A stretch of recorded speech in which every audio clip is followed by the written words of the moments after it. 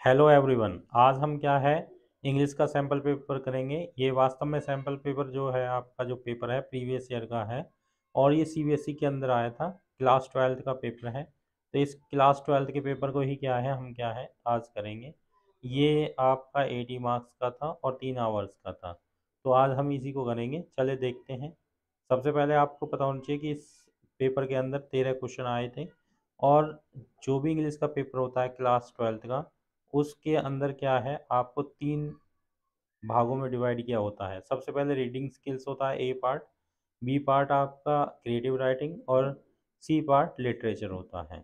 तो आज हम इनको देखेंगे कि इनके अंदर कैसे क्वेश्चन पुट अप किए जाते हैं और क्या होता है। चलिए स्टार्ट करते हैं। सबसे पहले क्या है आपका जैसे कि ए पार्ट है। ए पार्ट के अंदर एक ये पैराग्राफ दे रखा है, आपने जैसे ये पढ़ा हुआ है, ये 22 मार्क्स का होगा। हम इसको ज़्यादा डीपली नहीं करेंगे क्योंकि इससे वीडियो लेंथी बनेगी। तो ये क्या है आपका 22 मार्क्स का जो होता है, इसके अंदर नीचे आपके क्वेश्चन दे रखे होते हैं। जैसे ये इस तरह के क्वेश्चन दे रखे होंगे, जो कुछ क्वेश्चन डिस्क्रिप्टिव होंगे और कुछ क्वेश्चन क्या होंगे आपके मल्टीपल चॉइस क्वेश्चन होंगे इस तरह के। तो इन क्वेश्चनों को क्या है आप उस पैराग्राफ को पढ़कर आंसर दोगे। तो यहाँ 10 क्वेश्चन दे रखे हैं, ये लास्ट आपका 10 क्वेश्चन है। इसी तरह एक और पैराग्राफ आएगा, ये केस स्टडी का है, तो इसके अंदर भी इस पैराग्राफ को पढ़कर फिर क्या है आप नीचे जो क्वेश्चन दे रखे होंगे, ये जो कुछ मल्टीपल चॉइस क्वेश्चन है और कुछ क्या है आपके डिस्क्रिप्टिव है। जैसे यहाँ पे मल्टीपल है, यहाँ पे आपके डिस्क्रिप्टिव टाइप के क्वेश्चन आ रखे हैं। इस तरह के क्या है आपको क्वेश्चन आएंगे और इसके अंदर 8 क्वेश्चन दे रखे हुए हैं। इस तरह आपका क्या है ये पैराग्राफ को क्या करोगे आप अटेम्प्ट करोगे। जो पैराग्राफ आपका ए सेक्शन के अंदर आते हैं अनसीन आते हैं। हम ये पूरा पेपर अभी आज सोल्व नहीं करेंगे, आज हम लिटरेचर पार्ट पे ज़्यादा ध्यान देंगे और उसी को हम डीपली करेंगे, क्योंकि पूरा जो आपका क्या है पेपर एक वीडियो में नहीं बन सकता। 3 घंटे का पेपर एक वीडियो में नहीं बन सकता, इसलिए आज हम केवल लिटरेचर पार्ट को करेंगे। फिर आपका बी पार्ट आता है। बी पार्ट को आप देखोगे जो कि क्या है क्रिएटिव राइटिंग है। अब जैसे ये पहला क्वेश्चन आ रखा है, ये आपका नोटिस से है, नोटिस राइटिंग का है। तो इस तरह और भी क्वेश्चन आ रखे होंगे, जैसे कि आपका ये दूसरा क्वेश्चन है। दूसरा क्वेश्चन आपका क्या है आपको एक नोटिस ही डालना है इसके उसके अंदर भी नोटिस का ये दूसरा क्वेश्चन और में है। इस तरह आगे इनविटेशन और रिप्लाई से दिया हुआ है, इसके आगे जॉब लेटर दे रखी है। इस तरह क्या है ये क्रिएटिव राइटिंग के अंदर आपके जो क्रिएटिव राइटिंग के टॉपिक है उनसे रिलेटेड क्वेश्चन आएंगे। और बाकी जो तीसरा पोर्शन है वो सी पोर्शन, वो आपका लिटरेचर से है, ये 40 मार्क्स का होगा। आज हम इसी को क्या है डीपली करेंगे और जिससे क्या है आपको ज़्यादा से ज़्यादा नॉलेज मिलेगी, प्लस में क्या है पेपर को सॉल्व करने में आपको आसानी होगी। चलिए इसी पोर्शन को हम देखते हैं कैसे करना होता है। तो जैसे पहला ये क्वेश्चन है आपका, ये आपका एक एक्सट्रैक्ट है और एक्सट्रैक्ट किससे है पोइम से लिया गया है। तो सबसे पहले आपको क्या है इस एक्सट्रैक्ट को पढ़ के समझना होगा और समझ कर क्या है नीचे दिए गए जो ये क्वेश्चन है इनका आंसर देना होगा। तो ये भी क्या है आपका बहुत आसान होता है, लेकिन क्या है जब तक आपको पोइम का नॉलेज नहीं होगा, ये 6 मार्क्स का है। ऐसे ही क्या है आपका एक्सट्रैक्ट किसके अंदर से आता है, जो लेसन है उसके अंदर से भी आता है। तो ये 6 मार्क्स आप तभी अटैम्प्ट कर पाओगे जब आपको पोइम की नॉलेज होगी या पोइम के बारे में पता होगा। तो आज हम इसे सॉल्व कराते हैं। जैसे कि ये पोइम है आपकी, इसे थोड़ा बड़ा कर लेते हैं। इस पोइम के अंदर जैसे कि पैराग्राफ लिखा हुआ है, it would be an exotic movement, यानी कि ये एक अनोखी मूवमेंट होगी, अनोखा पल होगा। विदाउट रस विदाउट इंजन, यानी कि जिसमें कोई भीड़ भाड़ नहीं होगी, ना ही कोई इंजन, इंजन मतलब कोई शोर शराबा नहीं होगा। We would all be together in a sudden strangeness, यानी कि हम एक अनोखी या अजीब क्या है पल में होंगे। साथ में वो क्या कह रहा है, fisherman in the cold sea would not harm whales, यानी जो फिशरमैन होते हैं जो ठंडे समुद्र के अंदर वेल्स को पकड़ रहे होते हैं वो क्या है वेल्स को हार्म नहीं करेंगे। And man gathering salt would look back at his heart hand, और जो आदमी आपका क्या है नमक इकट्ठा कर रहा है वो क्या है आपको अपने हर्ट हुए हैंड को, हर्ट मतलब जो नुकसान हुए हाथों को, उनको देखेंगे। तो ये वास्तव में कौन सी पोइम से लिया गया है ये आपको आइडेंटिफाई करना चाहिए। और यहाँ लिखा भी हुआ ये पोइम आपकी कीपिंग क्वाइट है और जो पेब्लो नेरूडा के द्वारा लिखी गई है। तो आपको सभी का क्या है राइटर भी पता होना चाहिए। पेब्लो नेरूडा ने इस पोइम के अंदर क्या है हमें इंट्रोस्पेक्शन के बारे में बताया है। इंट्रोस्पेक्शन मतलब आत्म विश्लेषण के बारे में बताया है कि हमें अपने अंदर ये देखना चाहिए कि इंट्रोस्पेक्ट करना चाहिए कि हम क्या है, क्या कर रहे हैं और कहाँ हम आ चुके हैं, क्योंकि साइंस ने बहुत तरक्की कर ली है और हम क्या है, एक होड़ लग गई है कि हम अलग अलग तरह के क्या है वीपन्स और क्या है पर्यावरण को लॉस करने वाली चीज़ें बना रहे हैं। तो यहाँ पे पेब्लो नेरूदा कहता है कि हमें कुछ समय के लिए रुकना है और क्या है कीपिंग क्वाइट रखना है, यानी साइलेंस रहना और सोचना है कि हम क्या कर रहे हैं। तो इस तरह ये पोएम क्या है जो मैंने अभी आपको हिंदी भी बता दी है, इस पोएम के अंदर क्या है आपको कीपिंग क्वाइट के अंदर से ली गई है और इसी के आधार पर अब नीचे क्वेश्चन है। चलिए क्वेश्चन करते हैं। पहला क्वेश्चन है, how according to poet we can create exotic movement, यानी कि हम एक्जॉटिक मूवमेंट कैसे क्रिएट कर सकते हैं। तो यहाँ पहली लाइन में लिखा गया है, विदाउट रस विदाउट इंजन, यानी कि बिना किसी भीड़ भाड़ के, बिना किसी शोर के हम क्या है एक एक्जॉटिक मूवमेंट क्रिएट कर सकते हैं। इस तरह आपको आंसर उसी के अंदर से मिलेंगे। नेक्स्ट क्वेश्चन है, चलिए नेक्स्ट क्वेश्चन देख रहे हैं। नेक्स्ट क्वेश्चन है आपका ये, नेक्स्ट क्वेश्चन पूछ रहा है वो, चूज द करेक्ट ऑप्शन, यानी कि करेक्ट ऑप्शन पूछ रहा है। The outcome of fisherman activity lead to the dash destruction या प्रोटेक्शन ऑफ एनवायरमेंट, यानी कि जो आपका फिशरमैन है, अब फिशरमैन क्या कर रहे हैं, फिशरमैन आपको वेल्स को हर्ट कर रहे हैं, सीधी सी बात है, यहाँ पे लिखी हुई है, ऊपर के पैराग्राफ में लिखा हुआ है। ऊपर का पैराग्राफ जब आप देखोगे तो उसके अंदर लिखा हुआ है कि जो फिशमैन है, यहाँ पे पोइट खुद कहता है, fishermen in cold sea would not harm the whales, इसका मतलब वो हार्म नहीं करेंगे। ये तो क्या है अपील कर रहा है पोइट, तो इसका मतलब जो फिशरमैन है वो वेल्स को हार्म करते हैं। तो उनकी एक्टिविटी क्या करती है, पर्यावरण को डिस्ट्रक्शन करती है या फिर प्रोटेक्शन। तो अगर हम किसी चीज़ को हार्म कर रहे हैं तो डिस्ट्रक्शन होगा, सीधी सी बात है, प्रोटेक्शन तो हो ही नहीं सकता। तो यहाँ पे इसका आंसर हो जाएगा आपका डिस्ट्रक्शन, यानी कि बर्बाद करना। तो फिशरमैन की एक्टिविटी क्या करेगी, इकोसिस्टम को बर्बाद कर रही है। अगला क्वेश्चन है आपका, अगला क्वेश्चन देखते हैं चलिए। क्वेश्चन नंबर थर्ड है, उसी के अंदर से मिलेंगे सारे। What is the common outcome of the exotic movement, यानी कि एक्सोटिक मूवमेंट का क्या प्रभाव पड़ता है। तो इसके अंदर क्या हो जाएगी, नो रस एंड नो मैकेनाइजेशन, यानी कि जो मशीन युग है वो नहीं होगा और ना ही क्या है आपका कोई भीड़ भाड़ होगी, केवल हम क्या है अपने पर्यावरण और अपने बारे में सोचेंगे। चलिए नेक्स्ट क्वेश्चन देखते हैं।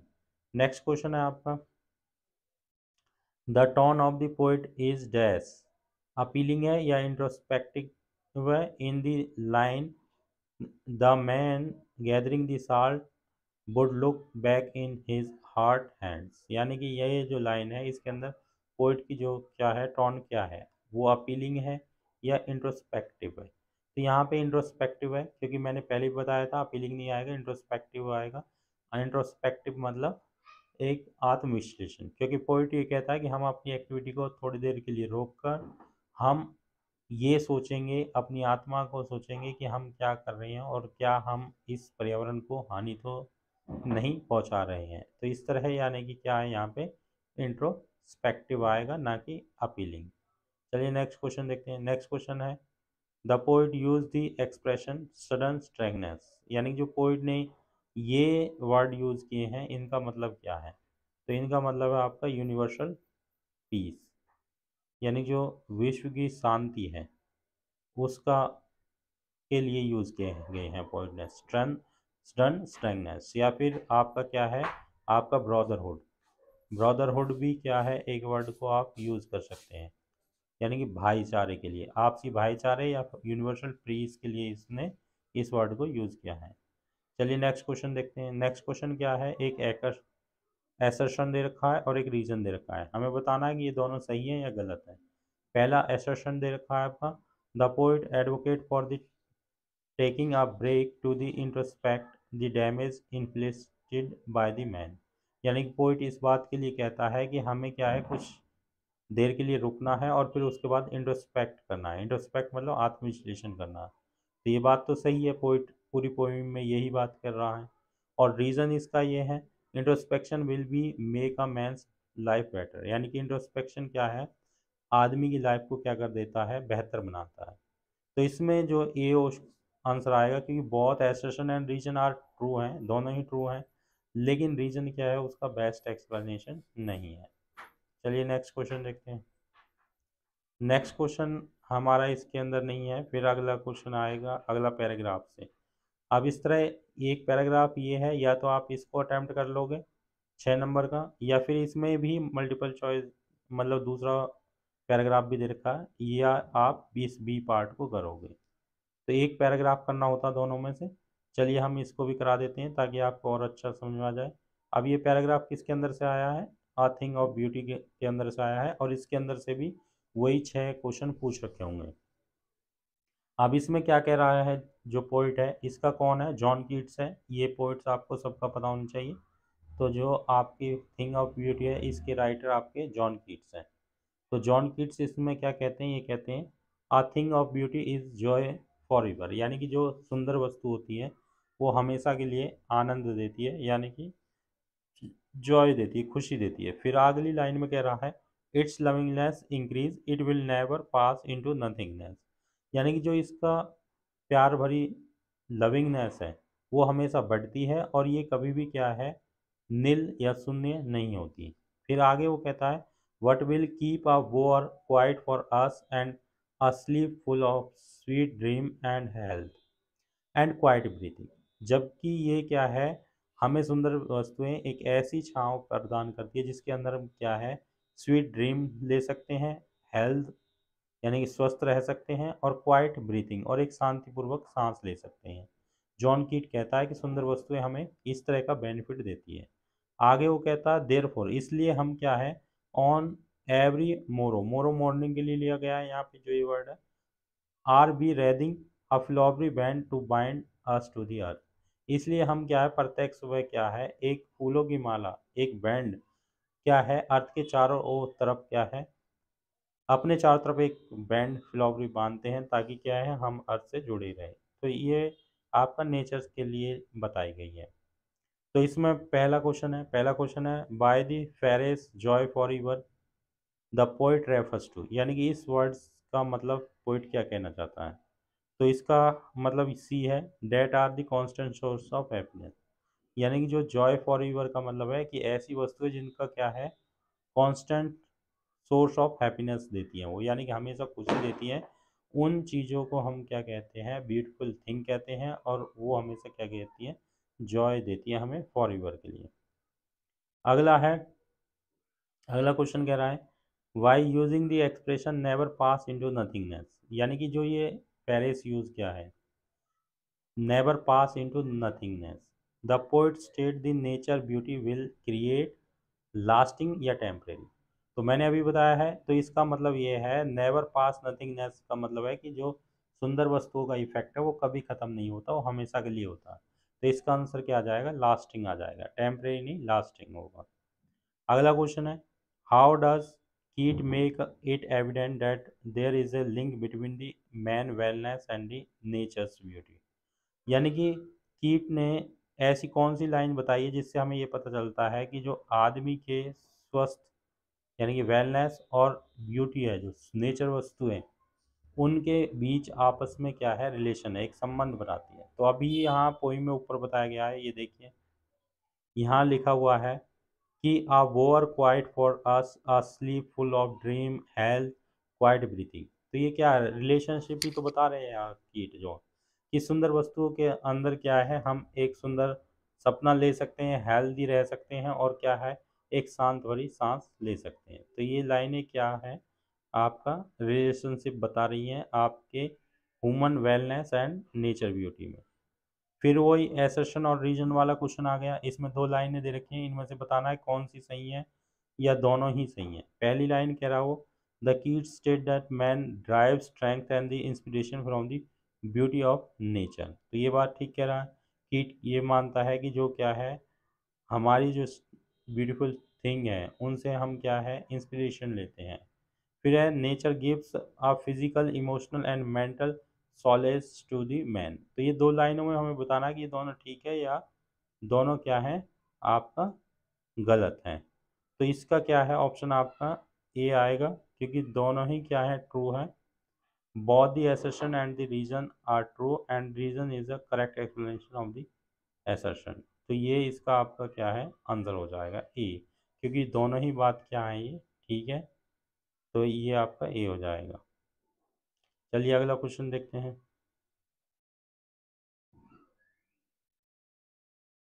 अगला क्वेश्चन है हमारा कि ये एक वर्ड दे रखा है। पांचवा क्वेश्चन हम देखेंगे। Select the one phrase from the extract which implies the man wants to continue his life on the earth despite of the innumerable problem। यानी कि इसके अंदर पूछा गया है आपका कि आदमी क्या है, हमारे जीवन में बहुत सी समस्याएं होने के बावजूद भी क्या है, हम ब्यूटीफुल थिंग के अंदर अपना जीवन बिताना चाहते हैं, यानी कि अर्थ पर ही रहना चाहता है वो, ऐसा इसमें एग्जाम्पल बताना है। तो लास्ट लाइन में जो आपका दे रखा है ये फ्लावरिंग बैंड और एवरी मोर वाला, ये लाइन हमें इसी चीज़ के बारे में बता दी। ये देखो, therefore on every morrow we are wreathing a flowery band to bind us to the earth. यानी कि हमारे जीवन में चाहे कितनी भी समस्याएं, लेकिन फिर भी हम क्या है, एक फ्लावरी बैंड को क्या है बाइंड करते हैं टू दी अर्थ, अर्थ के चारों ओर। ठीक है, क्योंकि हम अर्थ पर रहना चाहते हैं। तो ये चीज़ आपकी क्या है, इसका आंसर आ जाएगा पाँचवे का। छठा क्वेश्चन है complete the following sentence. A sleep full of sweet dream implies. यानी कि इस लाइन का क्या मतलब है, a sleep full of sweet dreams. तो ये भी बहुत इंपॉर्टेंट लाइन है कि हम क्या है ब्यूटीफुल थिंग के अंदर क्या है एक ऐसी नींद या इस तरह के सांस ले सकते हैं कि जो हमारे ड्रीम्स क्या हैं अच्छे होते हैं, यानी कि सुहावने ड्रीम्स हम ले सकते हैं। तो इसका मतलब क्या है, पीसफुल रह सकते हैं हम, पीसफुल हो सकते हैं, खुश रह सकते हैं। ठीक है, इसका मतलब तो यही तो है, हैप्पी हैं हम, पीसफुल हैं, ठीक है, काल्म है, ये सारा चीज़ इसका मतलब होता है। तो इसमें इसमें से किसी को भी आंसर आप दे सकते हैं। तो होप आपको ये दो पोइम के बारे में पता होगा। इस तरह पोइम के एक्सट्रैक्ट आएंगे। आगे आप देखोगे जैसे इस तरह, ये क्या है आपका लेसन के एक्सट्रैक्ट है। तो ये भी कितने के नंबर के होते हैं, 4 नंबर के। अब इससे क्या है, 4 क्वेश्चन पुट अप कर रखे होंगे। तो ये भी आपको मैं बता देता हूँ ताकि आपको और समझ में आ जाए। तो ये आपके लेसन से लिए गए एक्सट्रैक्ट है। अब ये क्या दे रखा है, पैराग्राफ दे रखा है। चलिए इसे देखते हैं हम। इसमें कहता at the midnight when the town slept peace. यानी कि जब रात में सारा संसार शांति से सोया हुआ था, Dewan and his aged wife dragged the tiger to the car, shoved it into the seat. यानी कि दीवान और उसकी जो बूढ़ी पत्नी होती है, वो दोनों क्या है टाइगर को आपका कार की सीट पर बैठाते हैं, यानी जबरदस्ती उसे ठूसते हैं। तो अब तक आपको समझ में आ गया होगा कि ये कौन से लेसन से लिया गया है। तो ये आपका टाइगर किंग से लिया गया है। जो टाइगर किंग लेसन है हमारा, उससे ये क्या है एक्सट्रैक्ट लिया गया है। क्योंकि जब तक आप बुक नहीं पढ़ोगे, जब तक आपको समझ में नहीं आएगा कि कौन से लेसन से ये लिया गया है। हालांकि नीचे लिख के आता है, ये लिखा भी हुआ है नीचे यहाँ पे, ये आपका क्या है टाइगर किंग से लिया गया है, लेकिन फिर भी आपको पता होना चाहिए। और इसके राइटर क्या है, काल्की है। ठीक है, इन्होंने इसको लिखा है। तो आपको सभी बुक को के लेसन को अच्छे ढंग से समझना है, और ताकि आप क्वेश्चनों को आसानी से पुट अप कर सको। आगे वो कह रहा है the Dewan himself drop the car straight to the forest where the Maharaja was hunting. यानी कि दीवान क्या है खुद ही कार चलाकर उस शेर को वहां लेके जाता है जहां पे महाराजा क्या कर रहे थे, हंटिंग कर रहे थे। When they reached the forest, the tiger launched its Satyagraha and refused to get out of the car। यानी कि जब वो फॉरेस्ट पहुंचते हैं तो जो आपका टाइगर है वो सत्याग्रह शुरू कर देता है और कार से नहीं उतरता। इसका मतलब वो है कार से क्यों नहीं उतरता, क्योंकि वो टाइगर बहुत बूढ़ा होता है और उसे चिड़ियाघर से लेके आते हैं। आगे वो कहता the Dewan was thoroughly exhausted in his effort to haul the beast out of the car and push it down to the ground. यानी कि दीवान पूरी तरह से एग्जॉस्टेड हो चुके थे। एग्जॉस्टेड का मतलब होता है थक चुके थे, क्योंकि वो ही क्या है उसे कार में बैठा के लाते हैं और फिर क्या है कार से उतारने में भी वही मेहनत करते हैं। और उसके बाद वो क्या करते हैं, on the following day the same old tiger wandered into the Maharaja presence stood as if humble supplication master what you command of me. यानी कि और अगली सुबह क्या है उसको महाराजा के सामने इस तरह पेश किया जाता है कि जैसे वो टाइगर खुद उससे पूछ रहा हो, यानी कि राजा से पूछ रहा हो what do you command of me, यानी कि आप मुझे क्या आदेश देना चाहते हैं। It was the boundless joy that the maharaja took the careful aim at the beast the tiger fell in a crumpled heap. यानी कि ये बहुत खुशी का सन था कि जब राजा उस पर निशाना लगाते हैं और टाइगर क्या फेल डाउन हो जाता है, क्योंकि ये टाइगर 100वां टाइगर होता है और राजा क्या है इसे मारकर अपना पूरा क्या है जो प्रॉमिस होता है उसको कर लेता है। तो ये लेसन आपने अगर पढ़ा होगा तो आपको ये स्टोरी आसानी से समझ में आ जाएगी और ये क्वेश्चन भी कर लेंगे। चलिए अब इसके क्वेश्चन देखते हैं। क्वेश्चन क्या है? क्वेश्चन जैसे कि पहला ये है, पहला क्वेश्चन दे रखा है, how did the Dewan manage the tiger to the forest. यानी कि दीवान ने टाइगर को फॉरेस्ट तक पहुंचाने के लिए कैसे क्या किस तरह प्रबंध किया। तो पहली लाइन में दे रखा है, ये देखो, दीवान एंड हिज मदर ये aged wife drag the tiger to the car and solve it. तो यही चीज़ यानी कि जो दीवान और उसकी बूढ़ी जो वाइफ होती है वो दोनों क्या है मिलकर कार में टाइगर को चढ़ाते हैं और दीवान क्या है खुद कार को चलाकर क्या है फॉरेस्ट तक जाता है। पहले ही पैराग्राफ की मतलब पहली लाइन में ही दे रखा है। तो ये आपका क्या आ जाएगा, इसका बी आंसर हो जाएगा कि Dewan push the tiger into the car and drop to the forest. ये आंसर हो जाएगा। तो बहुत आसान होता है, केवल आपको क्या छांटना होगा। अगला क्वेश्चन है, the attitude of the Dewan in the above extract. यानी कि जो इस एक्सट्रैक्ट में दीवान का एटीट्यूड कैसा था। अब एटीट्यूड आप जब बता पाओगे जब आप इन वर्डों का मतलब समझ में आएगा, क्योंकि ये वर्ड क्या है कुछ नए वर्ड है और अगर आपको इनके समझ में नहीं आएगा इन वर्डों का तो आप क्या उसका आंसर नहीं दे पाओगे। जैसे कि ये दो वर्ड है, नेग्लिजेंट था या रेलिप्टेंट था। तो ये दोनों वर्डों का मतलब ही क्या है कि मना करने वाला, कि उसने इनकार कर दिया था, कि आज्ञा का पालन न करने वाला इंसान। कि क्या दीवान ऐसा था कि जो आज्ञा का पालन नहीं करता था। और दूसरा यह है कि मीक और सर्वाइल, या ऐसा था कि जो क्या है आग महाराजा की हर आज्ञा का पालन करता था और क्या है एक बहुत बड़ा सेवक था। तो यहाँ पे आपको इन दोनों वर्डों का अगर मतलब समझ में आता होगा तो आप क्या आसानी से आंसर को लगा सकते हो।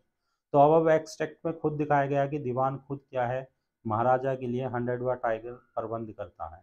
तो इसका यहाँ आएगा मीक एंड सर्वाइल आएगा। अगला है, select one of the statement expression from the extract reflect the humorous writing style. अब ह्यूमरस का मतलब होता है हास्य। हास्य का मतलब होता है कि ऐसे व्यंग्य ऐसे सेंटेंस छाटने हैं ऊपर की लाइन में से जिनमें आपको देखकर क्या है हंसी आ रही हो। तो ऐसी बहुत सी लाइन है इसमें, ये देखिए अगर उसी को क्योंकि आपको ने पढ़ा होगा तो आपको समझ में आया होगा। ये देखिए पहली लाइन तो यहीं पे है कि जो क्या है ये है, ये वाली लाइन है, the tiger launch its satyagraha and refuse to get out of the car.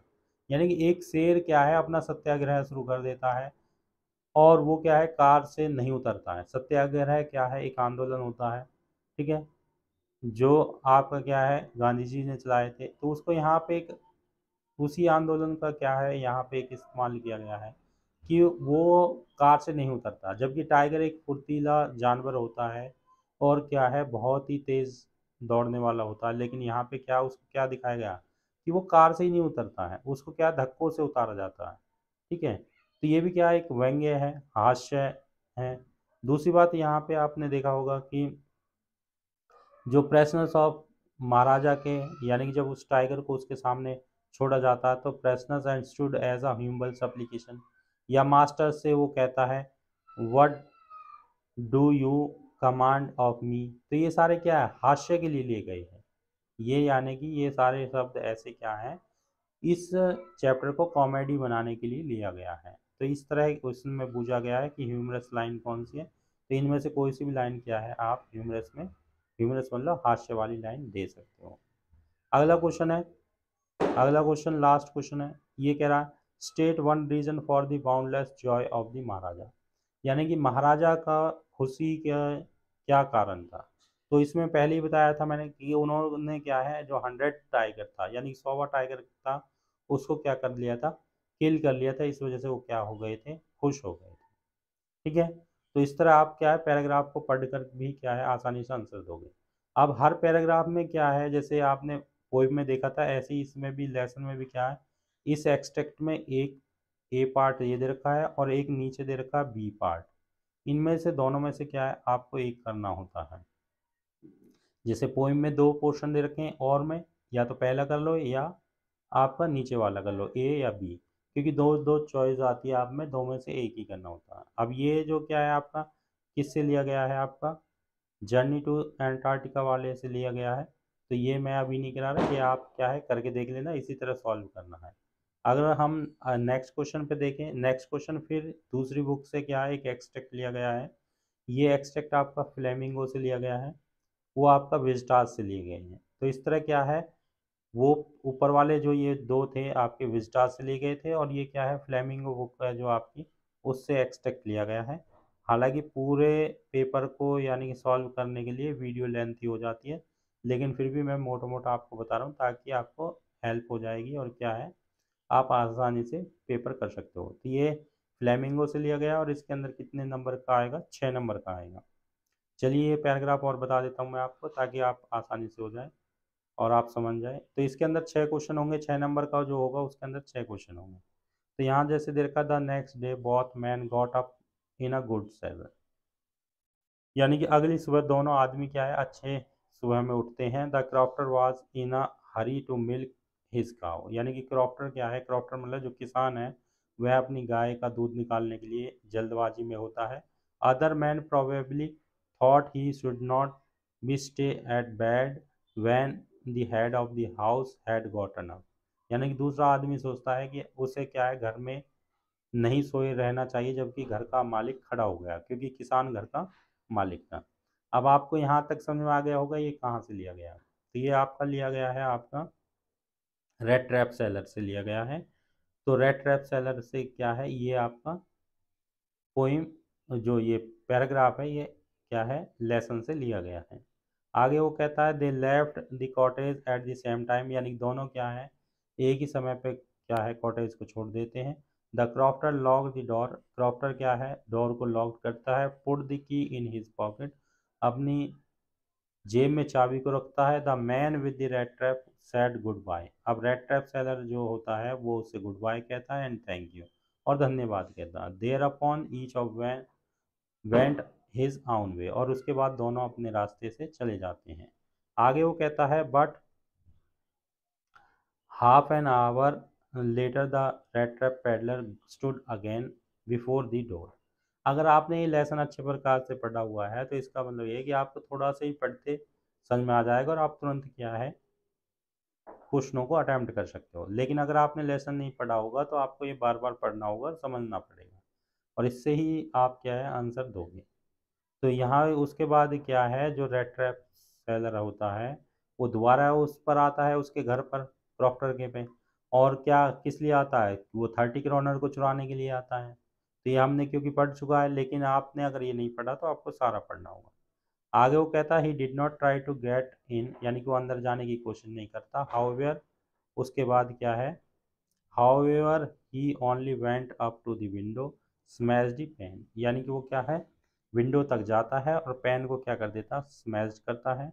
Stuck his hand and got hold of the pouch with 30 kronor, और 30 क्रॉनर से क्या है उस पाउच को निकाल लेता है। जो पाउच 30 क्रॉनर किसके थे, किसान के थे।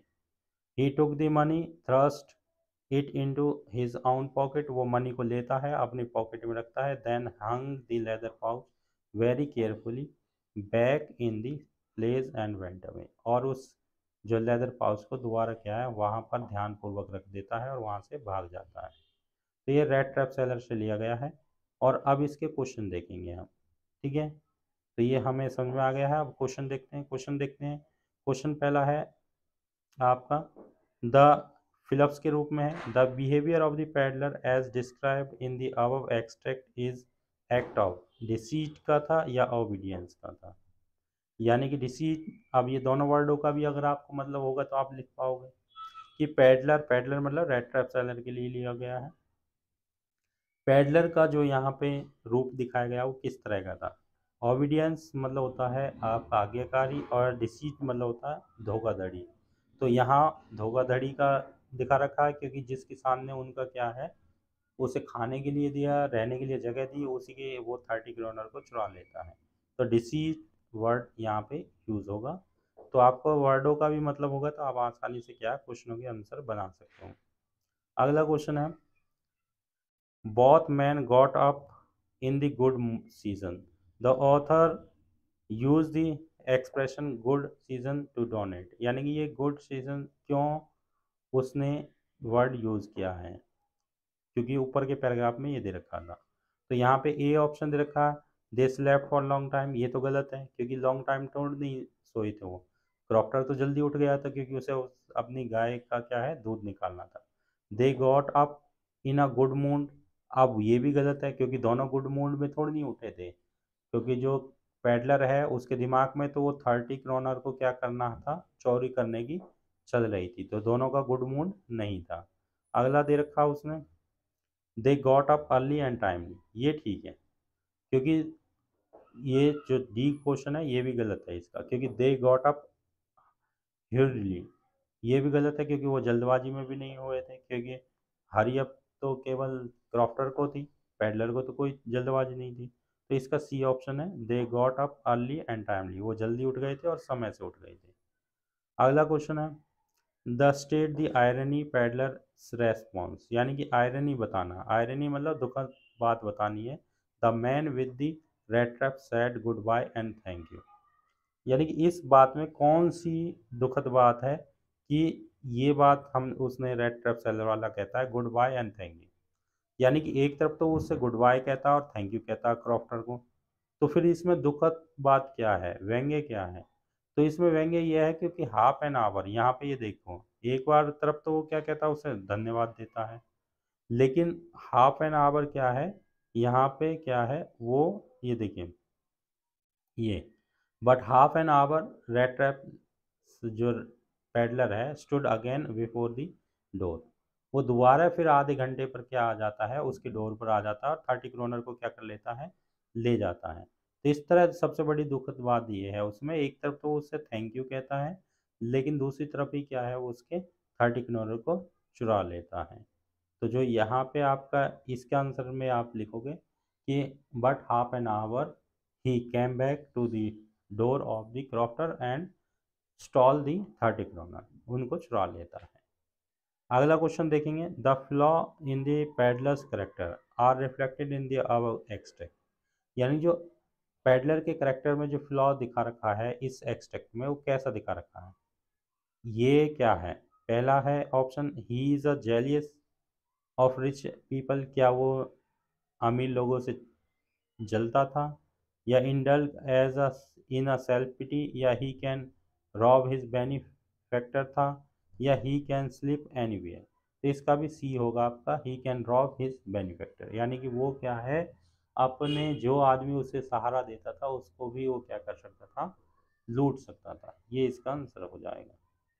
अगला दे रखा है आपने, कंप्लीट दी सेंटेंस, अब इस सेंटेंस को कंप्लीट करना, the role of cow in the crofter's life, यानी कि काउ का क्रॉफ्टर की लाइफ में क्या रोल था। हालांकि पैराग्राफ में इतना ज़्यादा नहीं दे रखा है इसका, लेकिन लेसन से अगर आप तुमने लेसन पढ़ा है तभी इसका आंसर दे पाओगे। तो ये अर्निंग का था, अर्निंग मतलब उसकी लिवलीहुड वो उसी से कमाता था, गाय के दूध को बेचकर, ठीक है, तो क्रॉफ्टर का अर्निंग हो जाएगा। अगला दे रखा है, choose the one instance from the above extract so that the peddler acted like a well mannered, यानी कि ऐसी लाइन चुननी है उसमें से जिससे ये पता चलता है कि पैडलर, पैडलर मतलब जो रेड ट्रैप सेलर था वो वेल मैनर्ड, एक अच्छा आदमी था।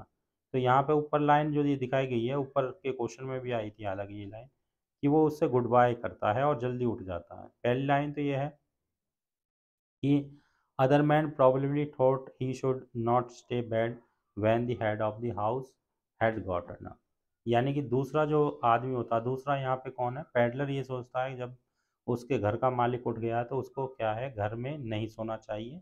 तो यहाँ पे वो क्या है, एक अच्छे संस्कार की बात करता है। दूसरी बात, वो रेड ट्रैप को क्या कहता है, थैंक यू कहता है और गुड बाय कहता है। यहाँ पे भी क्या है, उसके अच्छे संस्कार दिखाए गए हैं। तो इनमें से कोई सा भी आप क्या है पुट अप कर सकते हो, ठीक है।